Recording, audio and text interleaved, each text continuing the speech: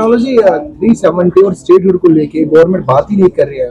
Government क्या को दिख नहीं रही है, ग्राउंड लेवल पे कोई बात ही नहीं कर रहा है इसके रिलेटेड। मेरी उनके साथ और उनकी मेरे साथ उनकी वो तो अब मुझसे नफरत ही करते हैं। मेरी उनके साथ डिफरेंसेस है इसी बात पे कि उन्होंने 370 को जो हमारा प्राइमरी और प्रिंसिपल प्रॉमिस है लोगों को कि हम वो लड़ाई लड़ेंगे। हम में से किसी ने ये नहीं कहा कि आप हमें वोट दीजिए और दूसरे दिन हम 370 लेके आएंगे। हमने 2024 के इलेक्शन में, असेंबली इलेक्शन में ये वादा किया लोगों से कि हम 370 की वापसी, उन प्रोटेक्शंस की वापसी की लड़ाई लड़ेंगे और जो कॉन्स्टिट्यूशनल प्रोटेक्शंस थे इस रियासत के, उनकी वापसी के लिए हम इंस्टीट्यूशनल लड़ाई लड़ेंगे। इस गवर्नमेंट ने बदकिस्मती से वो लड़ाई छोड़ दी और इसीलिए लोग भी नाराज है और मैं भी उसी नाराजगी को ही रिफ्लेक्ट करता हूँ। इसीलिए मेरी डिफरेंसेस है इनके साथ। फिर इन्होंने कहा स्टेटहुड, मैंने अंदर भी उसी हवाले से बात की। जम्मू कश्मीर के लोगों ने स्टेटहुड के लिए वोट नहीं दिया। अगर स्टेटहुड के लिए वोट देना होता तो बीजेपी को वोट देते। जम्मू कश्मीर के लोगों ने प्रोटेक्शंस के साथ, कॉन्स्टिट्यूशनल गारंटीज के साथ रेस्टोरेशन का के लिए वोट दिया। स्टेटहुड के लिए बीजेपी ने भी फिर इलेक्शन कैंपेनिंग में प्रॉमिस किया था, on the floor of parliament भी प्रॉमिस किया था। अगर लोगों को, जम्मू कश्मीर के लोगों को स्टेटहुड के लिए वोट देना था तो बीजेपी को वोट देते। उस आइडिया को रिजेक्ट किया लोगों ने। फिर हमारी जमात जिन्होंने 370 के नाम पे, प्रोटेक्शंस के नाम पे वोट लिया, फिर कहा कि हम स्टेटहुड की लड़ाई लड़ेंगे। वो भी ज्यादती थी, वो भी गलत था, वो भी कंप्रोमाइज था मैंडेट के साथ। चलिए 2 मिनट के लिए मैं उनका आर्ग्यूमेंट मानता हूँ, वो अचीवेबल है, उसकी लड़ाई लड़ेंगे। अब 2 साल होने को है, ये गवर्नमेंट अब वो लड़ाई भी नहीं लड़ रही, इनने वो भी अब छोड़ दिया है। अब ये कुछ वक्त पहले तक बिजनेस रूल्स की लड़ाई लड़ रहे थे कि हमें बिजनेस रूल्स जो है अप्रूव करके दे दीजिए। अब कुछ महीनों से मुझे लगता है कि अब वो बिजनेस रूल्स भी नहीं मांग रहे। कुछ चीजें वहां से दिल्ली से अप्रूव होके आ गए, कुछ प्रोटोकॉल्स कुछ इंडिविजुअल्स के लिए अप्रूव होके आ गए और ये खामोश हो गए। अब तो ये ना बिजनेस रूल्स की लड़ाई लड़ रहे, ना बकौल इनकी लड़ाई स्टेटहुड की थी, ना वो लड़ाई लड़ रहे। और जो हम सब की, जम्मू कश्मीर के लोगों की जो लड़ाई थी, कॉन्स्टिट्यूशनल गारंटीज की जो लड़ाई थी, ना वो लड़ाई लड़ रहे। तो ये ज्यादती है लोगों के मैंडेट के साथ, लोगों के भरोसे के साथ। आगे जी, ये आपका रिजर्वेशन बिल को लेके बीजेपी का कहना है कि अपोजिशन को अपोज कर रही है पहले से ही। अपोजिशन ने अगर अपोज करना होता तो पहले ही 2023 में जो है ये बिल पास हो चुकी है ऑलरेडी, तो तब अपोज किया होता। जब सिर्फ और सिर्फ वुमेन्स रिजर्वेशन बिल लाई गई थी, किसी मैलेस के बगैर, किसी ट्रिक के बगैर, वुमेन्स रिजर्वेशन बिल 2023 में पार्लियामेंट में लाई गई और यूनानिमसली उसको पास किया गया। और उसके इम्प्लीमेंटेशन के लिए इसी गवर्नमेंट ने कहा कि हम एक डेट तय करेंगे। तो आज भी वो वुमेन्स रिजर्वेशन बिल अलाइव है। इन्होंने परसों जो कोशिश की, वो वुमेन्स रिजर्वेशन बिल की आड़ में डिलिमिटेशन, नाम नहाद डिलिमिटेशन, जिस डिलिमिटेशन के नाम पे ये जेरीमैंडरिंग करना चाहते थे, वही जेरीमैंडरिंग जो इन्होंने कश्मीर में किया, कम्युनल में 2019 के बाद इन्होंने डिलिमिटेशन के नाम पे यहाँ पे लाइंस तब्दील की, बाउंड्रीज तब्दील की, constituencies, parliamentary constituencies, assembly constituencies की बाउंड्रीज तब्दील की। आप जम्मू रीजन में देखिए, आप चिनाब रीजन में देखिए, ये पंजाब रीजन में देखिए, कश्मीर में देख लीजिए, इनने कम्युनल लाइंस पे कॉन्स्टिट्यूएंसीज को तकसीम किया और बैलेंस जो है सोसाइटीज का, उनको इलेक्टोरली किसी एक खास तबके को किसी खास कॉन्स्टिट्यूएंसी में मजबूत करने की कोशिश की, किसी खास तबके को मजहब के बुनियाद पे, मुस्लिम मजहब के बुनियाद पे उनको कमजोर करने की कोशिश की।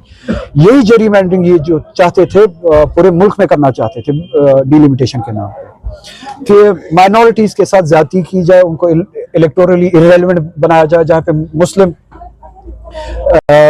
जो परसेंटेज है 30-40% के करीब है कुछ कॉन्स्टिट्यूएंसीज में, वहां पे मुस्लिम परसेंटेज को गिराया जाए, रीड्रॉ किया जाए कॉन्स्टिट्यूएंसीज को, बाउंड्रीज को, ताकि उनकी परसेंटेज 5-10-20% तक रहे और माइनॉरिटीज और बिलखुसूस मुस्लिम जो है इलेक्टोरली डिसएम्पावर हो जाए। इसी तरह से ये चाहते थे कि सीट्स में इजाफा करें।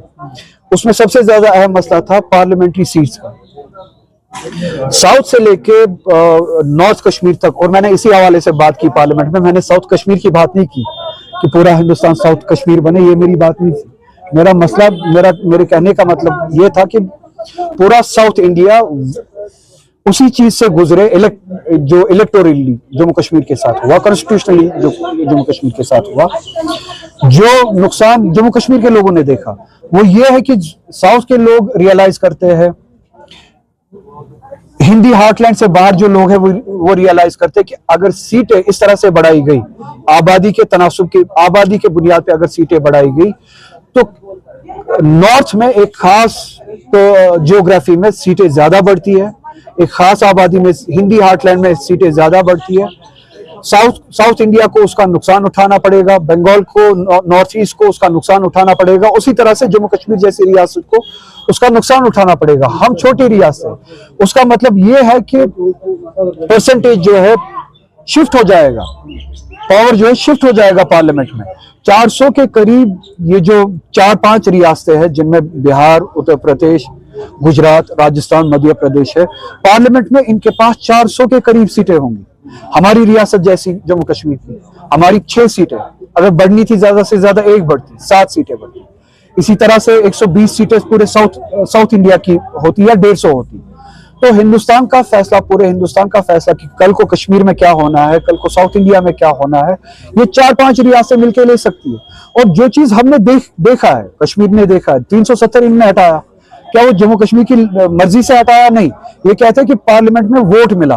वोट कहां से मिला? उसके लिए वो वोट मिला आपको उन एमपी से, ज्यादातर जो यूपी से आते हैं, बिहार से आते हैं, मध्य प्रदेश से आते हैं, गुजरात से आते हैं। उनका लेना देना ही नहीं है कश्मीर के साथ। उन्होंने फैसला किया कश्मीर के बारे में। और मेरा मतलब यही था कि साउथ इंडिया यही रियलाइज करेगा जब साउथ इंडिया का फैसला, ये 400 सीटें किसी एक जगह पे कंसंट्रेट होकर 4 रियासतें लेंगी, उनके बारे में उनको कल डिसएंफ्रेंचाइज किया जाएगा। मेरे कहने का मतलब ही यही था। वही हो जो कश्मीर के साथ हुआ। एक दिन हम जागे, हमें पता चला हमसे हमारा 370 भी छीना गया, स्टेटहुड भी छीना गया।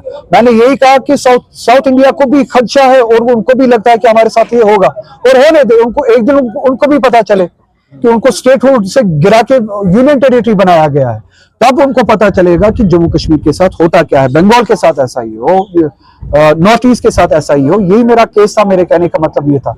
और अल्हम्दुलिल्लाह, जैसे कि आप जानते हैं, पूरा साउथ कश्मीर के साथ जो ज्यादती हुई है, पूरा साउथ इंडिया उसको रियलाइज करता है, कश्मीर के साथ खड़े हैं। बंगाल आप जानते ही है, बीजेपी की सेंट्रलाइज फॉर्म ऑफ गवर्नेंस को चैलेंज करते हैं। वो भी चाहते हैं कि स्टेट्स को ज्यादा प्रोटेक्शन मिले, ज्यादा मजबूती मिले। नॉर्थ ईस्ट भी यही लड़ाई लड़ रहा है, और इसीलिए वो बिल जो है वो डिफीट हुई। तो ये सारा बैकग्राउंड मैंने आपको समझाया कि वो बिल डिफीट क्यों हुई।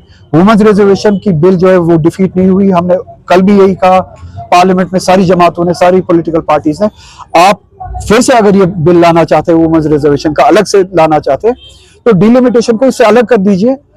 आज शाम को बिल ले आइए, हम इसको उस बिल को उसी तरह से पास करेंगे जिस तरह से पहले बिल को पास किया है।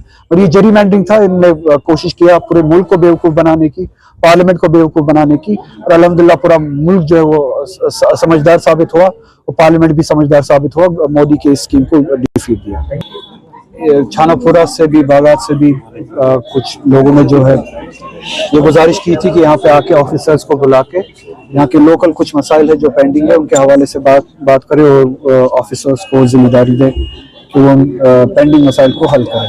तो इसीलिए आज जो तय पाया था, यहाँ के जिम्मेदार लोग जो है उनको जमा किया था, और उन्हीं के कहने पे कुछ ऑफिसर्स को भी यहाँ पे बुलाया था, और मैं भी खुद इनकी खिदमत में आया था ये सुनने के लिए कि कौन कौन से मसाइल जो है लोकल इश्यूज पेंडिंग है। तो उन्हीं हवाले से बात हुई, और उम्मीद है कि ये ऑफिसर जो है उस पर एक्ट करके इन इश्यूज को जल्द से जल्द सॉल्व करेंगे। सर, नौजवान यहाँ पे ग्राउंड की प्रॉब्लम है, तो क्या उनका सॉल्व हो सकती है? उनको रद्द नहीं? मैंने गवर्नमेंट को लिखा था, इससे पहले भी ये मेरे पास आए थे। इस ग्राउंड को जो है जवानों के स्पोर्ट्स एक्टिविटी के लिए रखा जाए, जैसे कि हमेशा से फंक्शन करता है। और पुलिस के लिए अगर उनको कोई ज़मीन देनी भी है, उसके लिए कहीं और ज़मीन देखी जाए और रिलोकेट किया जाए। बदकिस्मती ये है कि हमारी इलेक्टेड एडमिनिस्ट्रेशन जो है इस बात को सीरियस से नहीं ले रही है अभी तक। इनके लिए जो है रिलोकेशन का या मुतबादिल का कोई इंतज़ाम नहीं किया है। पुलिस एडमिनिस्ट्रेशन जो नाम नहाद एलजी के जरिए चल रही है, वो एडमिनिस्ट्रेशन तो लोगों को, मुझे लगता है, इस हवाले से तंग करने में ही लगी। जहाँ पे एक स्पोर्ट्स एक्टिविटी दहाइयों से हो रही है, स्पोर्ट्स एक्टिविटी के लिए ज़मीन को प्लेग्राउंड के लिए यूज़ किया जाता है, वहाँ से हटा के फिर आप लोगों को क्या मुतबादिल दे रहे हैं? अगर मुतबादिल नहीं दे रहे हैं आप उस वहाँ से लोगों को क्यों हटा रहे हैं, जवानों को क्यों हटा रहे हैं? पुलिस के पास बहुत सारा पैसा है, एडमिनिस्ट्रेशन के पास बहुत सारा पैसा है। पिछले ही बजट में आपने सुना होगा 10,000 करोड़ के करीब जो एलोकेशन थी सिर्फ पुलिस के लिए थी, उस बारे में मैंने पार्लियामेंट में भी बात की। तो हजारों करोड़ जो है पुलिस के लिए, जम्मू कश्मीर पुलिस की मैं बात कर रहा हूँ, पुलिस के लिए एलोकेशन होती है अलग से। तो इतने हजारों करोड़ में से ये कहीं पे जमीन नहीं खरीद सकते? ये जरूरी है सताना हमारे बच्चों को, या बच्चों को ही कहीं पे मुतबादिल दे, प्लेग्राउंड दे? तो इन चीजों से बाज आना चाहिए। फिर ये कहते हैं कि जो लोग जो है वो एजिटेट होते हैं, एजिटेट कराने के रीजन आप है, जिम्मेदार आप है। तो मैं आपके वसातत से पुलिस एडमिनिस्ट्रेशन से फिर से ये कहना चाहूँगा, इस ग्राउंड को जो है प्लेग्राउंड के हवाले से ही इस्तेमाल होने दें। और पुलिस के लिए अगर आपको ज़मीन की ज़रूरत है, आपके पास पैसा बहुत है, कहीं पे और जाके आप रिलोकेट करें, या कहीं पे इन्हीं को रिलोकेट करके ज़मीन दे, ये जहाँ पे प्लेग्राउंड एस्टेब्लिश करें, बच्चों को ना सताए। प्रोग्राम कार्रवाई स्टार्ट करने ब्रोड करवाई अपने दावत तालिब खयाल सबर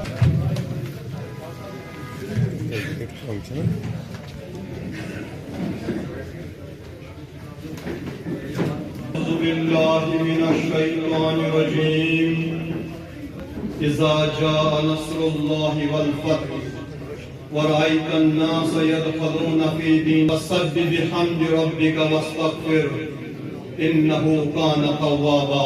अल्लाह ताइशुद दोस्तानी व तालिबानी मोहम्मद मनम दरगाह दीदार करनुक में तमा जिंद कोरुन इस्लाम को दीन ज़मीन हुसैन नवासे रसूल अल्लाह यकीन यून सोन जन्नत फिरदौस वल्लाह करबला ज़ियारत हज़रत हुसैन जिंद जावेद कोरुन इस्लाम को दीन दरूद सलाम सोस तिमन पर दरूद सलाम सोस तिमन अल्लाह के हसना वक़िना अज़ाबन नार फ़ी दखल जन्नत।